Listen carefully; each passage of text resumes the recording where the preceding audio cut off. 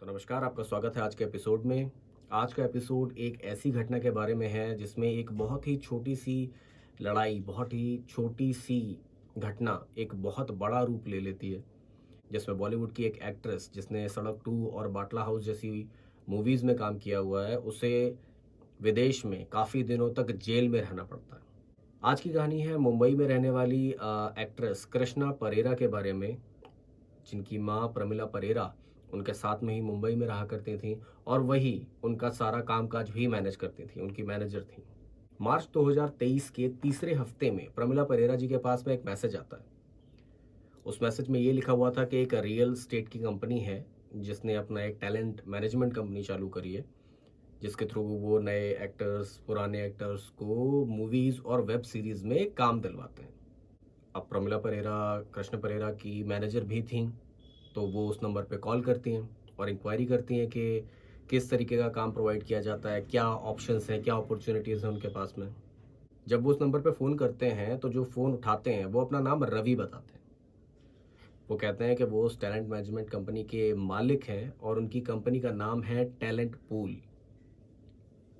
इनके बीच में बातचीत होती है। प्रमिला परेरा अपनी बेटी कृष्ण परेरा के प्रोफाइल और डिटेल्स वगैरह रवि के साथ में शेयर करते हैं। वो बताते हैं कि वो 2 मूवीज़ में काम कर चुके हैं, कई सारे और प्रोजेक्ट भी उन्होंने किए हुए हैं, जैसे जनरली ऐसे केसेस में बताया जाता है। इसके बाद में वो एक मीटिंग फिक्स करते हैं।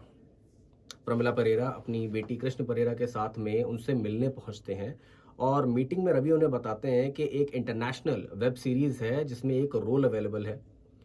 उसके लिए कृष्ण परेरा का ऑडिशन लिया जाएगा। कृष्ण परेरा इसके लिए रेडी हो जाते हैं। रवि के बताए हुए समय पे वो एक 5 स्टार होटल ग्रैंड हयात में ऑडिशन देने के लिए पहुंच जाते हैं। वहाँ पे कृष्ण परेरा का ऑडिशन होता है, वहाँ पे रवि भी मौजूद होता है। ऑडिशन के लिए कई सारे लोग होते हैं। ऑडिशन के बाद में जब कृष्ण परेरा रवि से पूछती हैं, तो वो उन्हें बताते हैं कि फर्स्ट राउंड ऑडिशन का कृष्णा ने क्लियर कर लिया है और अब सेकंड राउंड के लिए उन्हें दुबई जाना होगा। रवि कृष्ण परेरा को ये बोलते हैं कि दुबई जाने का, आने का, रहने का सारा खर्चा जो है वो उनकी कंपनी टैलेंट पूल उठाएगी और ये सेकंड राउंड ही उनका लास्ट राउंड भी होगा। अगर वो उसको क्लियर कर लेते हैं, पास हो जाते हैं, तो ये रोल उनको मिल जाएगा एक इंटरनेशनल वेब सीरीज में। अब ये सुन के कृष्ण परेरा भी खुश होते हैं, क्योंकि उनके कई सारे रिलेटिव्स थे जो दुबई में रहते भी थे। इसके बाद कृष्ण परेरा की रवि की कई और मीटिंग्स भी होती हैं। रवि कृष्ण परेरा और प्रमिला परेरा को हर तरह की बातें बताते हैं कि कैसे कैसे वेब सीरीज होएगी, क्या काम होगा। 27 मार्च 2023 को कृष्ण परेरा को बताया जाता है कि 1 अप्रैल 2023 को उनकी दुबई की फ्लाइट है। जब कृष्ण परेरा को फ्लाइट की टिकट दी जाती है, तो उसमें वो फ्लाइट मुंबई से शारजाह की होती है। अब क्योंकि कृष्ण परेरा के रिलेटिव्स दुबई में भी रहते थे, तो उन्हें ये पता था कि शारजाह से दुबई अगर बाय रोड भी जाया जाए तो 30-40 मिनट ही लगता है। क्योंकि उन्हें ये बताया गया था कि ऑडिशन दुबई में होना है, तो वो इसके बारे में रवि से पूछते हैं। रवि उन्हें ये बताते हैं कि दुबई की जो फ्लाइट थी वो महंगी आ रही थी, इसीलिए उन्होंने शारजाह की फ्लाइट बुक कर रखी है। हालांकि शारजाह के एयरपोर्ट से दुबई के होटल तक उन्होंने एक कैब बुक कर रखी है। उन्हीं के लोग आएंगे, कैब से उन्हें शारजाह के एयरपोर्ट से दुबई के होटल तक ले जाएंगे, जो उन्होंने ऑलरेडी बुक कर रखा है। कृष्ण परेरा भी मान जाते हैं। उनको पता था कि भाई कई बार डायरेक्ट फ्लाइट जो है वो महंगी आती है, तो इस वजह से इस तरीके का काम कई लोग करते हैं। अब 1 अप्रैल 2023 को कृष्ण परेरा मुंबई एयरपोर्ट पहुंचते हैं, जहां पे उन्हें रवि और उनकी टीम रिसीव करती है। रवि उन्हें अपने प्रोजेक्ट के लिए बेस्ट विशेस देते हैं और बताते हैं कि कृष्णा का जो ऑडिशन है उसमें एक ट्रॉफी का सीन होगा, जिसके लिए एक ट्रॉफी वो उन्हें देते हैं और कहते हैं ये आप अपने साथ लेके चले जाओ। कृष्ण परेरा भी कहते हैं कि हाँ भाई चलो ठीक है, ट्रॉफी का सीन है, अगर लेके जानी हो तो ले जाते हैं। वो उसे अपने बैग में रख लेते हैं। मुंबई से वो फ्लाइट उड़ती है और पहुंचती है शारजाह। शारजाह में उतर के कृष्ण परेरा अपनी माँ प्रमिला परेरा को फ़ोन करते हैं और बताते हैं कि वो सुरक्षित शारजाह पहुंच गए हैं और अब वो होटल जाने के लिए निकलेंगे। उसके बाद में वो रवि को कांटेक्ट करने के लिए व्हाट्सएप खोलते हैं, तो वो ये देख के चौंक जाते हैं कि व्हाट्सएप पे रवि के साथ में उनके सारे मैसेजेस गायब हो चुके हैं, डिलीट हो चुके हैं। अब जो चैट थी रवि के साथ में, उसी में दुबई और शारजाह के सारे लोगों के कॉन्टैक्ट नंबर्स भी थे। अब वो सारे भी चले गए। कृष्ण परेरा जो है वो हैरान हो जाते हैं और रवि को फ़ोन करते हैं। अब उनको ये देख के और हैरानी होती है कि रवि का फ़ोन भी बंद है। वो पिकअप करने वाले जो थे, उनका नंबर भी गायब हो चुका था, तो वो उनको भी कांटेक्ट नहीं कर पा रही थी। लेकिन रवि ने कृष्ण परेरा को दुबई में उनका जो होटल बुक था, उसका नाम बता रखा था। तो उस होटल के नाम से वो गूगल के थ्रू उसका नंबर निकालते हैं और फिर होटल को कॉल करते हैं अपनी बुकिंग की जानकारी लेने के लिए कि कितने बजे का चेक इन है, क्या है, ताकि उसी हिसाब से वो जाने का बंदोबस्त खुद ही कर लेंगे। जब वो होटल को कॉल करते हैं तो एक और शॉक उनका वेट कर रहा था। होटल वाले उन्हें बताते हैं कि कृष्ण परेरा के नाम से उनके पास कोई बुकिंग है ही नहीं। कृष्ण परेरा उनसे पूछते हैं कि क्या उनके यहाँ कोई इंटरनेशनल वेब सीरीज का ऑडिशन होने वाला है, ऐसा कुछ होने वाला है। होटल वाले उसके लिए भी मना कर देते हैं। अब कृष्ण परेरा चकरा जाते हैं कि आखिर ये हो क्या रहा है। मैंने 5 स्टार होटल में ऑडिशन दिया था, मेरी इतने दिनों से बात चल रही थी, खुद फ्लाइट बुक करके एजेंसी ने मुझे शारजहां भेजा है, अब यहाँ पे पता चल रहा है कि ना तो होटल बुक है, ना गाड़ी बुक है, जो बंदा था उसकी चैट गायब हो चुकी हैं, ना उसका फ़ोन लग रहा है, आखिर हो क्या रहा है। अब कृष्ण परेरा अपनी माँ प्रमिला परेरा को फ़ोन करते हैं, उन्हें ये सारी चीज़ें बताते हैं। तो प्रमिला परेरा उन्हें ये कहती हैं कि तुम अगली फ्लाइट पकड़ के मुंबई आ जाओ, जो भी पैसा लगेगा लगे, यहाँ पे आने के बाद में देखते हैं क्या करना है क्या नहीं करना है। कृष्ण परेरा यही करते हैं, वो मुंबई के लिए अगली फ्लाइट बुक कर लेते हैं जो अराउंड 11 बजे की थी। वो टिकट बुक कराने के बाद में अपनी माँ प्रमिला को फ़ोन करके इसकी जानकारी भी दे देते हैं। प्रमिला उनसे कहते हैं कि आप एक बार जाके शाहजहां पुलिस को भी ये इन्फॉर्म कर दो कि उनके साथ में ऐसा कुछ प्रॉब्लम हुआ था, ताकि अगर इंडिया में कोई कंप्लेन करने पे हो कि आप गए थे नहीं गए थे, वहाँ कंप्लेन क्यों नहीं की गई, तो थोड़ा सबूत रहे उनके पास। कृष्ण परेरा अपनी माँ प्रमिला को बोलते हैं कि उनके फ़ोन में 3% ही बैटरी रह गई है, तो वो कंप्लेन करवा के फ़ोन चार्ज कर लेंगी, उसके बाद उनको कॉल करेंगी। काफ़ी समय बीत जाता है लेकिन कृष्ण परेरा का फ़ोन अपनी माँ के पास में नहीं आता। दूसरी तरफ माँ प्रमिला परेरा उनको लगातार फ़ोन ट्राई कर रहे होते हैं, लेकिन उनका फ़ोन नहीं लगता। थोड़ी देर में शारजाह के 11 बज जाते हैं, तो प्रमिला सोचती हैं कि वो फ़्लाइट तो पकड़ ही लेंगी, अब जाके डायरेक्टली एयरपोर्ट पे मिल लेते हैं।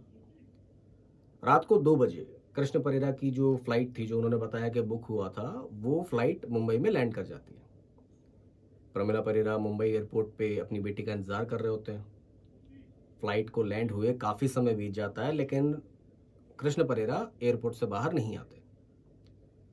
अब प्रमिला परेरा जाके एयरलाइंस से पता करते हैं कि भाई आपकी एयरलाइंस में एक पैसेंजर आना था, ये उनकी डिटेल्स हैं, तो वो आए नहीं, कहाँ चले गए।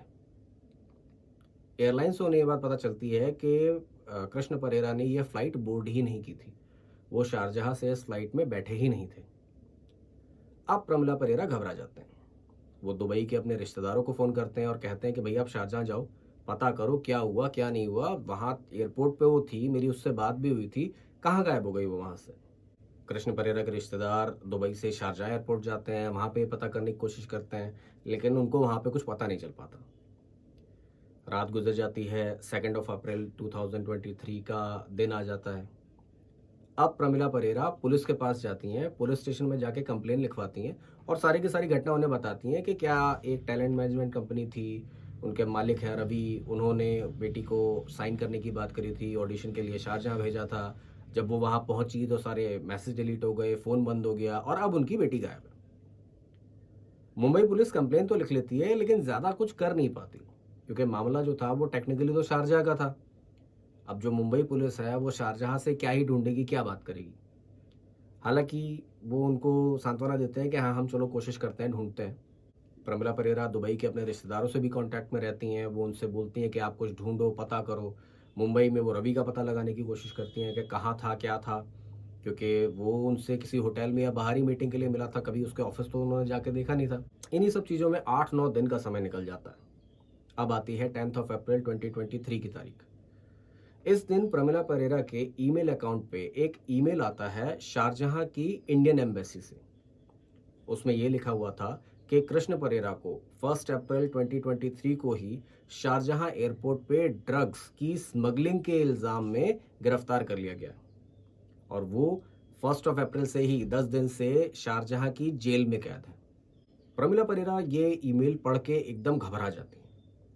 वो बदहवास सी भागती हुई पुलिस स्टेशन पहुंचती हैं और उनको ये मेल दिखाती हैं। अब पहले पुलिस इस केस को इतना खास तौर पे नहीं देख रही थी, क्योंकि पहली बात तो शारजाह का केस था, मुंबई पुलिस कैसे ही क्या ही करेगी, मेल कर लिया कुछ कर लिया। लेकिन जब इंडियन एम्बेसी का मेल देखते हैं वो जो शारजाह से आया होता है, तो फिर वो अपने सीनियर ऑफिसर्स को प्रमिला परेरा के बारे में बताते हैं, पूरा केस बताते हैं। जो सीनियर ऑफिसर्स होते हैं वो इंटरनेशनल केस होने की वजह से इस केस को क्राइम ब्रांच को सौंप देते हैं और प्रमिला परेरा को उसके बारे में पूरी जानकारी दे देते हैं।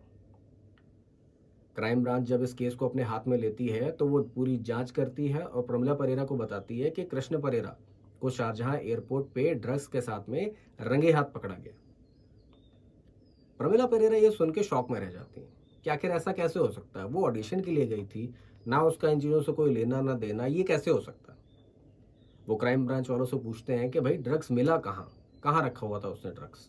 तो क्राइम ब्रांच वाले बताते हैं कि कृष्ण परेरा एक ट्रॉफी लेके गई थी और उसके अंदर वो ड्रग्स छुपाया हुआ था। अब प्रमिला परेरा बेहोश से होने को हो जाते हैं। वो जब संभलते हैं तो वो क्राइम ब्रांच वालों को बताते हैं कि जो ट्रॉफी, जिस ट्रॉफी की वो बात कर रहे हैं, वो असलियत में कृष्ण परेरा की है ही नहीं। वो क्राइम ब्रांच वालों को पूरी कहानी बताते हैं कि किस तरीके से रवि नाम का एक इंसान था जिसने उन्हें एक वेब सीरीज में काम करने की बात करी, उनको ऑडिशन करवाया और सेकंड राउंड के लिए दुबई जाने की बात कही, उसका पूरा पैसा दिया। और वही इंसान है रवि जिसने वो ट्रॉफी एयरपोर्ट पे कृष्ण परेरा को दी थी। प्रमिला परेरा की बातें सुन के क्राइम ब्रांच वालों की भी बुद्धि थोड़ी ठनकती है।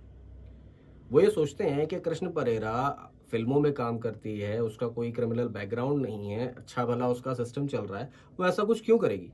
जब वो फ़ोन डिटेल वगैरह चेक करते हैं, कॉल डिटेल चेक करते हैं, तो पता चलता है कि हाँ भाई एक इंसान है जिससे रेगुलरली प्रमिला परेरा के फ़ोन से और कृष्ण परेरा के फ़ोन से बातचीत हो रही है। उन्हें पता चलता है कि ये जो रवि है ये मलाड में रहता था और इसकी एक बेकरी की दुकान थी।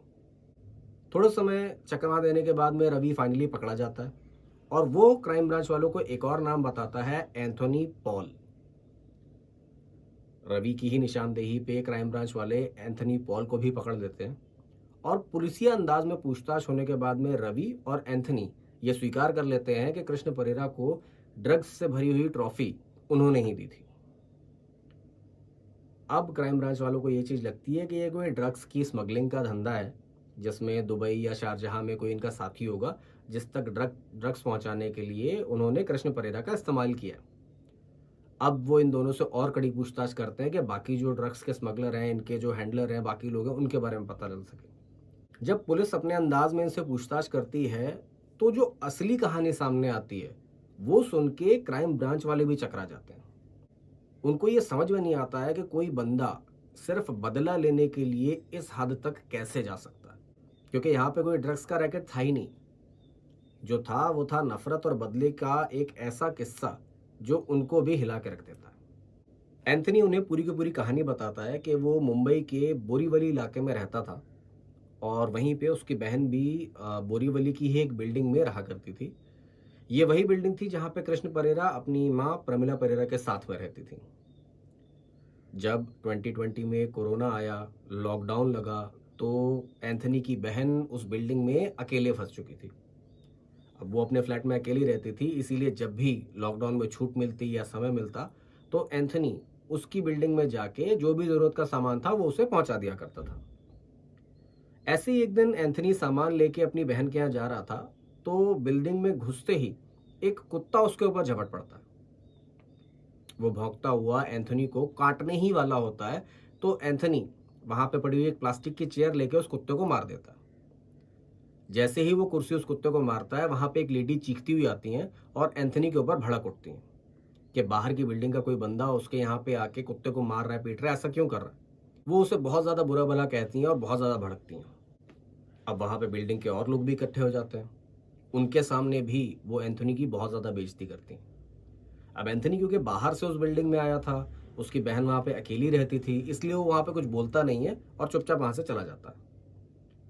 जिस लेडी ने एंथनी की बेइज्जती की थी वो थी प्रमिला परेरा, कृष्ण परेरा की माँ, और ये कुत्ता भी उन्हीं का था। उस समय तो एंथनी वहां से चला जाता है लेकिन उसके मन में प्रमिला से बदला लेने की बात घर कर जाती है। उसे लगता है कि प्रमिला ने उसकी बहुत ज्यादा बेइज्जती कर दी है और वो इसका बदला लेके रहेगा। धीरे धीरे जब लॉकडाउन खुलता है, टाइम गुजरता है, तो एंथनी अपनी बहन के थ्रू प्रमिला परेरा का नंबर निकलवाता है, क्योंकि सेम बिल्डिंग में रहते थे तो नंबर तो मिलना इतनी बड़ी बात नहीं थी। उसके बाद एंथनी ये पूरा का पूरा साजिश रचता है एक कहानी बनाता है कि कोई एक इंटरनेशनल वेब सीरीज़ है, जिसमें काम करने के लिए कृष्ण परेरा को फँसाया जाएगा। इस काम में वो अपने एक दोस्त रवि को भी साथ में मिलाता है और उसी के हाथों ड्रग्स से भरी हुई ट्रॉफ़ी वो कृष्ण परेरा को पकड़ा देता है। उसको ये बात पता थी कि यूएई में नशे के खिलाफ बहुत ही सख्त कानून है, तो वहाँ पे अगर वो ड्रग्स के साथ में पकड़ी जाएगी, तो पहली बात तो दूसरा देश है, कोई ज़्यादा मदद नहीं मिल पाएगी। दूसरी बात सख्त कानून होने की वजह से उसको कड़ी से कड़ी सज़ा मिलेगी और क्योंकि कृष्ण परेरा को बहुत ज़्यादा परेशानी होगी, तो उसकी माँ प्रमिला परेरा भी उतनी ही परेशान होगी। सारी की सारी कहानी पता चलने के बाद में crime branch external affairs ministry मतलब विदेश मंत्रालय के थ्रू शारजहाँ की भारतीय एम्बेसी को कांटेक्ट करते हैं। वहाँ की जो अदालत होती है उनको सारे के सारे सबूत, गवाह, सारे फैक्ट पहुँचाते हैं। इसके बाद में कई सारी कानूनी फॉर्मेलिटीज़ होती हैं, राजनैतिक बातें होती हैं और फाइनली 27 ऑफ अप्रैल 2023 को कृष्ण परेरा को आज़ाद कर दिया जाता है। बाद में वो भारत भी वापस आ जाती हैं। तो जैसे कि आपने देखा कि एक छोटी-सी चीज़ कि कुत्ता काटने जा रहा था, जिसके ऊपर छोटी-सी लड़ाई हुई। अब उस समय अगर प्रमिला परेरा शांति से एंथनी को समझा देती, अगर एंथनी उस चीज़ को ज़हर बना के अपने दिल में ना रखता, तो ये इतना बड़ा केस नहीं होता। आज की डेट में एंथनी और रवि जो हैं वो जेल में ही हैं और अब उन्हें इस बारे में कितनी सज़ा होती है, ये तो खैर कानून डिसाइड करेगा। ये था आज का एपिसोड। अब आपसे मिलेंगे अगले एपिसोड में। तब तक के लिए नमस्कार।